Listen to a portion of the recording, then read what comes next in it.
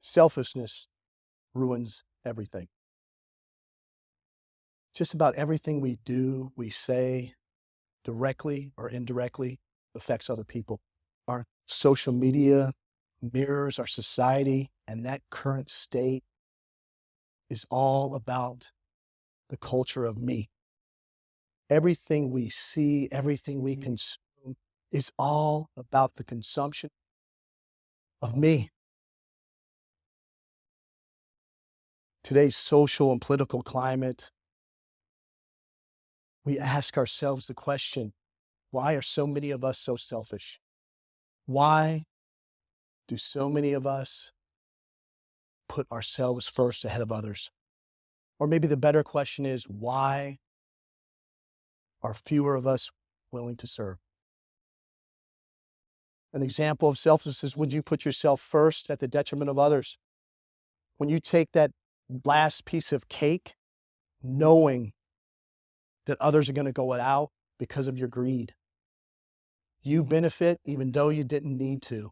Perhaps you can blame it on the coronavirus, a virus that put our lives on hold, that tested our true character, a test by and large, if you listen to the media and the news reports, a test that we failed. We were at each other's throats over wearing masks. We were arguing about the facts of the pandemic. There was blatant racism everywhere. And it all appeared to be driven by pure selfishness towards one another. A feeling that was even demonstrated by our country's leadership on all sides of the political spectrum. Money and the power of me don't solve the problem. How do we solve the problem, you ask? We solve the problem from the inside out. We solve the problem by going back to the basics, by putting others first and bridging the gap with selfless service. The greatest thing a human being can be or do is to serve others. The truest form of selfless service is when you give without wanting anything in return. That is the spirit in which we should give. And that's when it hit me. If we are going to make this world, this community, a better place, we are going to have to bring the value of selfless service back. Not just service to our country, but service to one another. And here's how we do it. By being humble, by being encouraging, by being kind, by serving.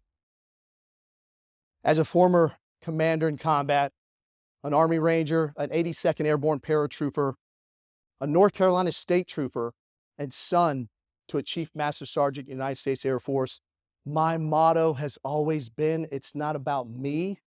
It never has been. It never will be. It was ingrained in me from birth to be of service to others. And sometimes that meant I had to sacrifice for others. The team comes first. I'm reminded by the quote by Marcus Aurelius, that which isn't good for the hive isn't good for the bee. We are in this together. Our fates are intertwined with one another. One of the reasons I joined the military was before I joined, I felt invisible to the world. I had no meaning. I had no purpose. I felt like I didn't belong anywhere.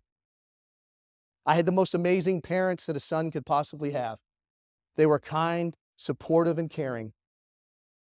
I can truly say that they have demonstrated a life of selfless service to every one of us, and they have loved me unconditionally. When I was younger, I didn't get it. I thought it was the title. I thought it was the uniform that defined me. I thought it was the success. But in reality, our fulfillment, our value does not come from success or our position. As I look back on my military career, I didn't realize how ingrained selfless service had become, intertwined into my DNA, into my every aspect of who I am. Now that I'm not in the military, am I supposed to be more selfish? Is it all about me and who I want to be? I shake my head and I remind myself that we all are struggling with something. And we all want to be part of something bigger than ourselves. We are not the same when we get out. We have left our only family, our only life, our only meaning that we've ever had. During this transformation and transition, we lose our identity. We all go through battlefields in our minds. The nature of people are driven by profit and ego.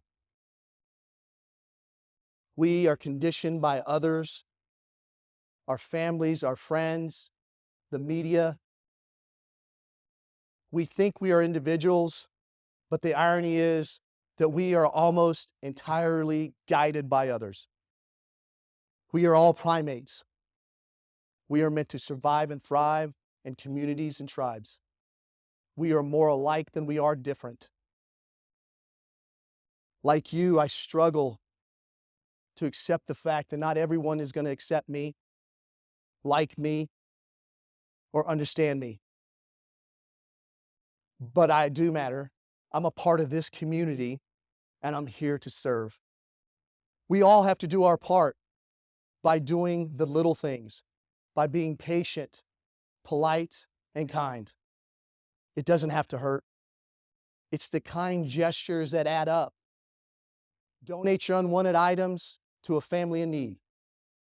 Send a care package to the military that are deployed. Hold the door open so others come first. Feed the hungry so others don't starve. Offer up your seat so others can sit.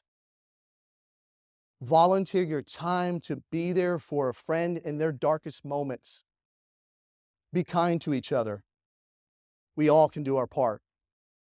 Selfless service doesn't begin, and selfless service doesn't end with a contract. This attitude has the power to heal. We never lose when we give. It's not about me. It never has been. It never will be.